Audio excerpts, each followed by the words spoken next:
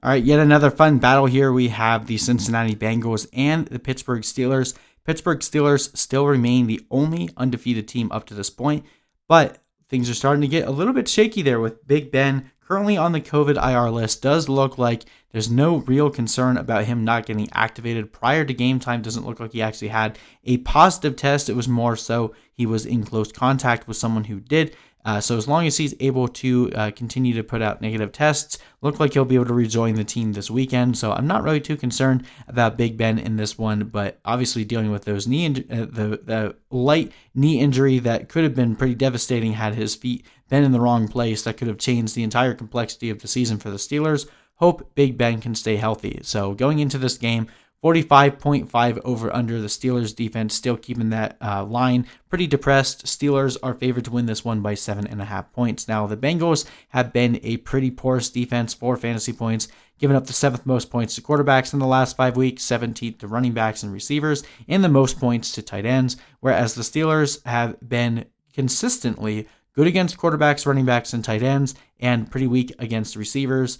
They've been at least, well, I shouldn't say weak, at least above the average points that you would expect for receivers. So that's been the one place you can exploit them. So in terms of that, I'm pretty confident in playing Tyler Boyd and T. Higgins here. AJ Green has really been up and down all year. I don't really trust him in this matchup at all.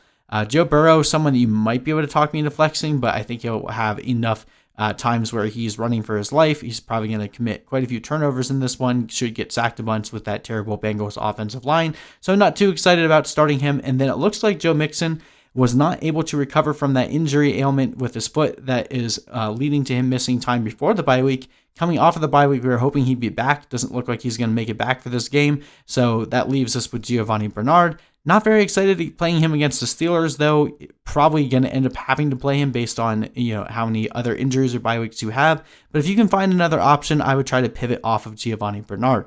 On the Steelers side, I know this is a little bit crazy to recommend starting everyone, but this is a very strong game for the Steelers. Bengals defense, very easy to exploit. It's hard for me to recommend benching any of the main guys here. Ben Roethlisberger, James Conner, Diontae Johnson, Juju, Claypool, Ebron, and the Steelers defense.